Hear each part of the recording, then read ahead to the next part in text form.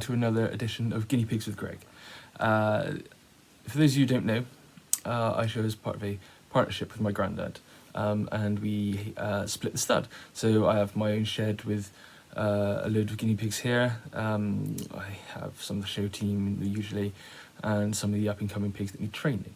Predominantly the breeding is done at my granddad's shed because he's there all day and he's able to look after the pigs and check on them and make sure everything's running okay, the mums and pig are littering properly and everything.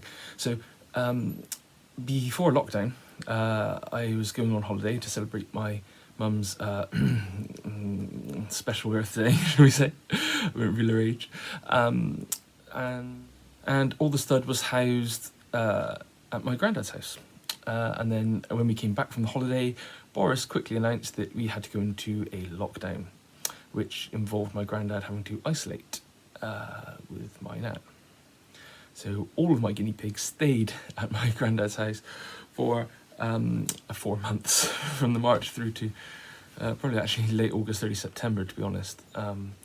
So the series of videos that I've put together are really the first assessments that I had a chance to see these pigs after 4, maybe 5 months of not seeing them. So you're getting to see my first reactions, that I did an entire stud summary for my granddad so that we could both assess these pigs, and we used these videos later on for pairing and things, because being in lockdown, we were coming in and out of lockdowns quite a lot, so we thought we would use the videos so that we could communicate quite clearly what needed to be paired with which pigs. It seems to work fairly well, actually. We've had some reasonable success, some failures obviously, as in every stud, but yeah, so hopefully you enjoy what you're about to see. And yeah, a little insight into what happened in the 4 months during lockdown. So this first video is the first lot of Goldens that I actually brought back. Grandad put them in boxes for me as a bit of a surprise, and I brought them back to my shed. So the first lot you'll be seeing will be some sows that I brought back. Some are show sows, some are breeding sows. There was no rhyme or reason. Literally, as I opened the boxes, that is what I presented at the time. I could have done some clever editing and things, but I thought I'd rather do it quite raw so that you can all see exactly what I got to see the first time I opened them out of the box. So yes, enjoy. This sow particularly caught my eye in the boxes of pigs that I brought back here. It instantly looks very beautiful. The ears are large and drooping and well set. She stands with great presence, and her shoulder and body shape are fantastic. Her colour is very rich, not usually this rich on my sows. That's normally my boars that carry the colour. I'm undecided whether I'm going to run her on for showing or for breeding. I think she may be too valuable in the breeding pen. She has the lovely head that moulds back into the shoulder and into the body, which makes her particularly useful as a breeding sow. This is a trait that I look for quite a lot. Her coat's very short as well, and the undercolour's fantastic. Just hoping that she'd fill out a bit around the jowl. You can see that she's got a large head with plenty of space to fill. So one for the future, hopefully. So this is the litter sister to the other sow. A very glamorous pig. A very well developed jowl for such a young age. She's only 4 months old. She's a bit of a wriggler. Bold eye, really well drooped ears. Slightly shorter than her sister, but a good dome to the head. And she's already developed the bump on the nose, which gives her a very glamorous appeal. Again, rich colour and a short silky coat.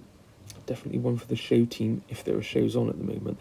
Grandad's done a fantastic job of keeping these pigs in show condition, which is much appreciated. Can stand us in good stead for the future. Okay, this sow is one of my old breeding sows. She wouldn't have any more litters. She's just a pet pig with us, but just to show you the type of pigs that I have been breeding with. It's fantastic. This is another one of the breeding sows. She's had a litter about 2 months ago, I believe. Very rich coloured pig. She was part of the show team before lockdown started, and obviously we have to move her into the breeding team. Slightly shorter on ear than I'd normally use for breeding with. Plenty of glamour. As her head's developed, the ear placement seems to have got slightly higher. But you can see how big the shoulder is. After the litters, they seem to lose a lot of condition in the middle of the back, and their weight drops to their belly, so it sort of hangs there.